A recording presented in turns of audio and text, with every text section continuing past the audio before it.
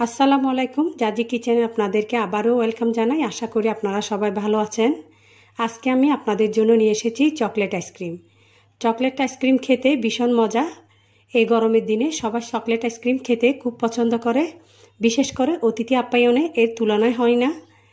বাসায় কিভাবে পারফেক্টলি সহজ পদ্ধতিতে এই আইসক্রিম তৈরি করবেন সেই রেসিপিটা শেয়ার করব।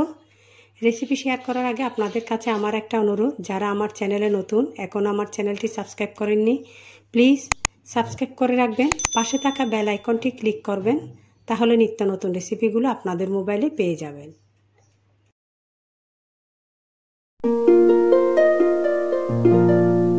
একটি মিক্সিং বোল আর ইলেকট্রিক বিটারের হুইক্স দুইটা আমি আধা ঘন্টার জন্য ডিপ ফ্রিজে ঠান্ডা করে নিলাম। এরপর নিয়ে নিচ্ছি 1 কাপ ঠান্ডা হুইপিং ক্রিম। এখন বিট করে নিব। 1 মিনিট করে বিট করতে হবে, একাধারে বিট করা যাবে না।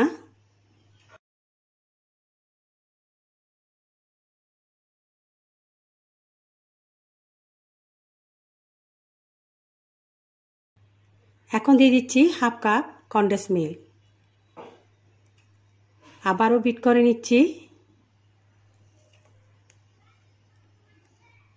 এই চকলেট সিরাপটা ইউজ করব। এখানে আমি 3 টেবিল চামচ চকলেট সিরাপ দিলাম। এখন আবারও বিট করে নিচ্ছি। প্যাচুলার সাহায্যে আমি সাইডগুলো একটু উল্টিয়ে পাল্টিয়ে দিচ্ছি। আবারও বিট করে নিচ্ছি।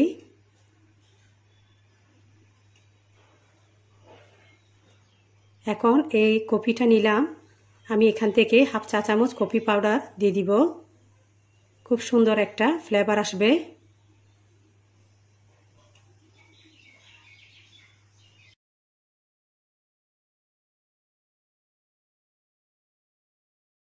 আমার বিট করা শেষ। একটা ফোমি ভাব চলে আসলে আপনারা বিট করা বন্ধ করে দিবেন।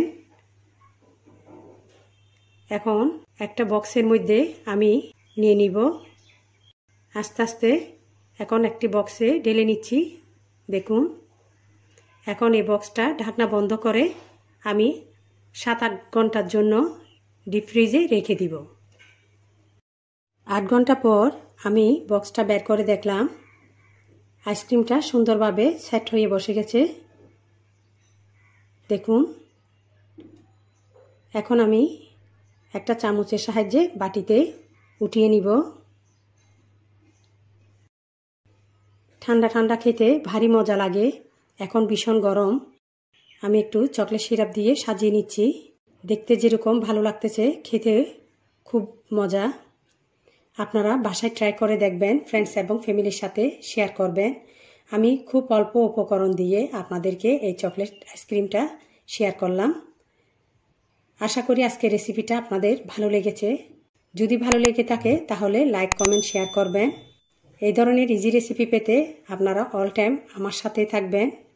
লং টাইম ধরে আমার ভিডিও দেখার জন্য আপনাদেরকে ধন্যবাদ জানিয়ে আজকে তাহলে এখানেই বিদায় নিচ্ছি। সবাই ভালো থাকবেন আর আমার পরিবারের জন্য দোয়া করবেন। আল্লাহ হাফেজ।